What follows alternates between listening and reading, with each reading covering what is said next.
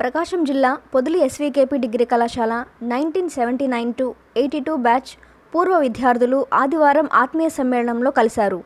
40 ఏళ్ల తర్వాత కలిసిన వీరంతా ఘనంగా నాటి గురువులను సన్మానించి వారి ఆశీర్వాదం తీసుకున్నారు.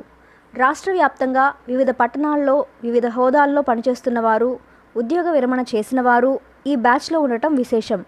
నాటి గురువులైన పోలయ్య, రాధాకృష్ణ, విశ్వనాథం, రామాచలపతి, శేషగిరి, ప్రస్తుత కళాశాల కరెస్పాండెంట్ అండ్ సెక్రటరీ జీసి సుబ్బారావులను పూలమాలలు వేసి జ్ఞాపికలను అందించి ఘనంగా సన్మానించారు. అందరూ నాటి జ్ఞాపకాలను నెమరువేసుకున్నారు. పూర్వ విద్యార్థులంతా ఒకరికి ఒకరు యోగక్షేమాలు తెలుసుకుని ఆనందంగా గడిపారు.